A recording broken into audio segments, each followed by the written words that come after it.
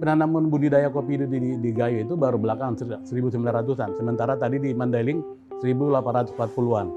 Tetapi Gayo itu didukung oleh ada yang disebut di tahun di masa Orde Baru itu ada transmigrasi.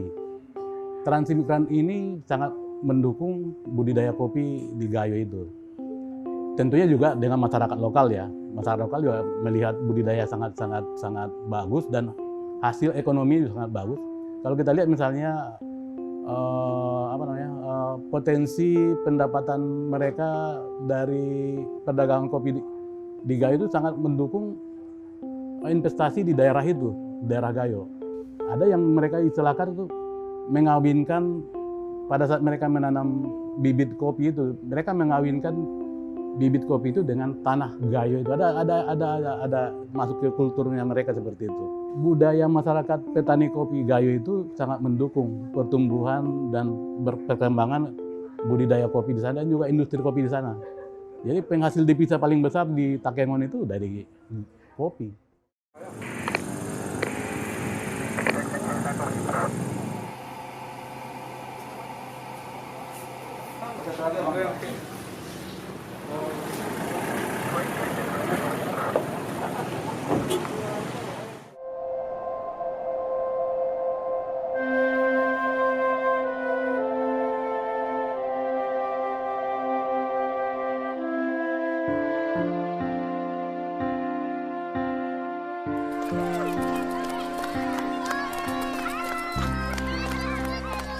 Kita di Gayo menganggap kopi itu sama dengan kita. Jadi kopi mulai dari cara tanamnya, cara rawatnya, diperlakukan sama seperti manusianya. Bahkan untuk nanamnya aja itu punya satu kata-kata yang unik, mungkin aneh. Itu kalau kopi di sini namanya sitikewe. Nah sitikewe itu pohon kopi. Nah, waktu kita mau tanam itu ada semacam mantra atau kata-kata kata-kata penghargaan, menghargai dia seperti makhluk hidup selayaknya. Jadi kita nikahkan dia dengan angin, saksinya tanah. Jadi untuk ngopi di Gayo itu sudah seperti air putih untuk kita semua. Bismillahirrahmanirrahim. Siti kewe kunikahan ko urung kuyu, weh kin walimu, tanoh kin saksimu, lau kin saksi kalamu.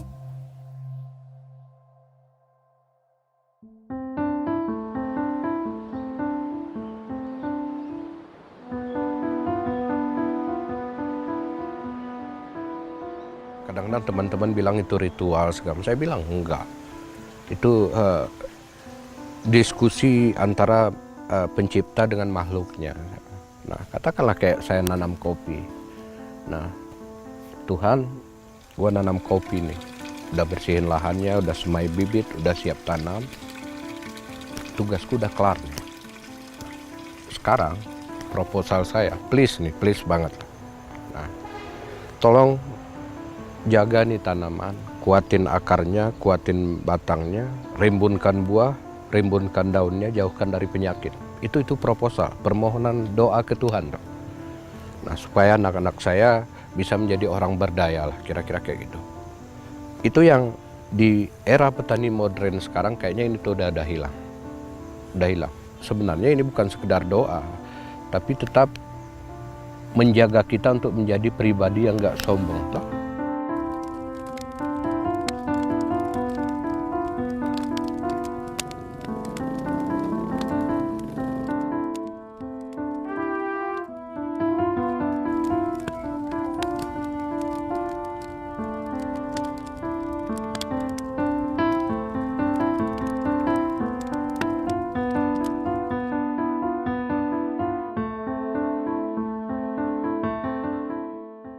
Orang Aceh, coba abang lihat kan di sini semua warung kopi kita banyak di Aceh.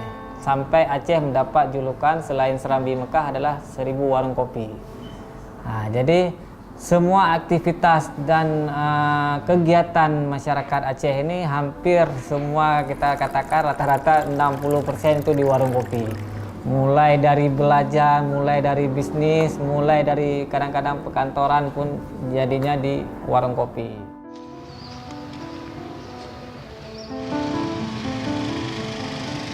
Ini ngopi subuh ini luar biasa ini di Aceh. Ini sholat subuh berjamaah di masjid, kemudian selesai sholat subuh kita ngopi bareng.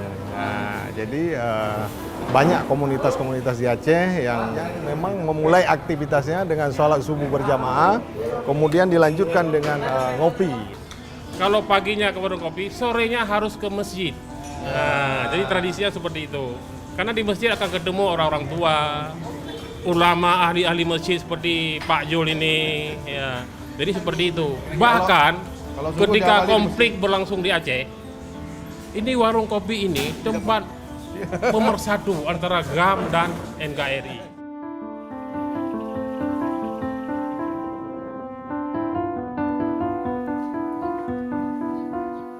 Pekerja di kebun pun tidak bebas waktu konflik. Selalu ada masalah ya. Kemudian pemasarannya juga masalah juga. Tapi yang kecuali yang dari untuk luar negeri yang dari Medan itu bisa lolos waktu itu. Tapi belum dikenal ya waktu itu. 2000 ke bawah ya. Konflik itu 2001, 2002, 2003 ke bawah itu lagi. Itu masih belum begitu bagus pemasaran. Lebih dikenal kopi Medan, Mandailing, ketimbang kopi Gayo. 2008 kita sudah buat bercita-cita lah untuk kopi ini bagaimana supaya bisa menjadi produk unggul, produk olahan. Jadi bukan jual lagi yang mentah-mentah ya.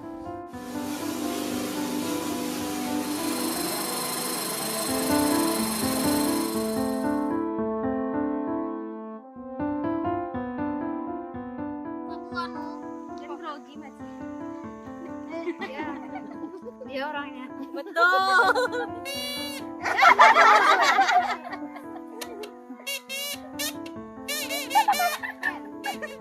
Trompet. Ya.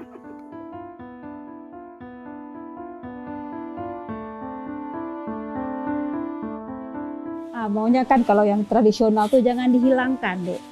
Karena kan memang dari nenek moyang kita emang tradisional loh kalau orang Aceh. Yang pertama kan bijinya harus kita lihat dulu yang bagus. Habis itu apinya, pas kita mau itunya kopi kan, apinya harus memang betul-betul kayunya harus dipilih yang bagus. Bukan sembarang aja dia kayunya, kayu bakarnya ya. Hati-hati pas mengolah. Habis itu karena kita berani, hati-hati, jarang kita rusak kopinya. Habis itu bijinya harus yang bagus, yang kering.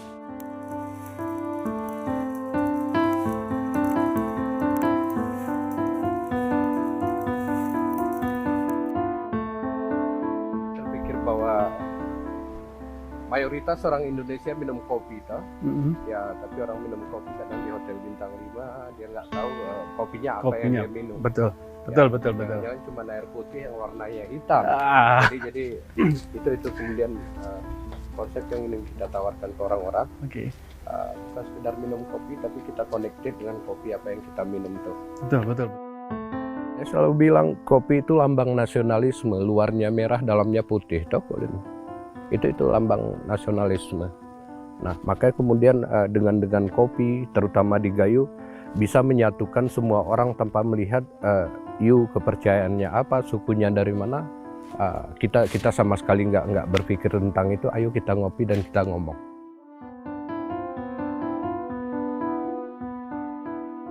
Gerakan-gerakan untuk perkebunan itu semakin tinggi, yang sawitnya, yang kopinya, dan segala macam. Nah, oleh karenanya kita harus memperkenalkan good agriculture practices yang baru.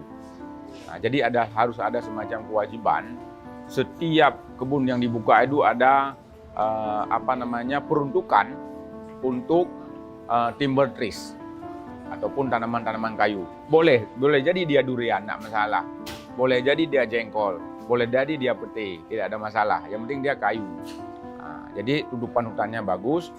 Nah, kita juga pahami kopi adalah salah satu tanaman hutan sebenarnya. Nah, jadi kalau dia tanaman hutan, otomatis habitatnya hutan. Nah, sebenarnya kalau kopi justru ditanam kembangkan open field itu tidak baik. Dia mesti ada pelindung, ada shading dia, ada pelindung yang kemudian pada saat wrapping dia, pada saat dia masak, dia akan maksimal. Kalau dia open field, justru kopinya tidak enak. Ini kan belum banyak yang paham ya. Kalau konteks Aceh hari ini, sebenarnya sih kalau nggak rakus, nggak perlu buka yang baru lah. Kalau nggak rakus ya. Kenapa demikian? Karena yang sudah ada saja tidak maksimal. Nah, ini yang terus saya coba kampanyekan sebagai petani agar optimalisasi lahan. Nah, jadi optimalisasi lahan itu menjadi kunci. Nah, bagaimana sebenarnya produktivitas dalam sebuah lokasi itu bisa maksimal. Siapapun yang namanya petani ataupun pedagang kan hasil yang penting.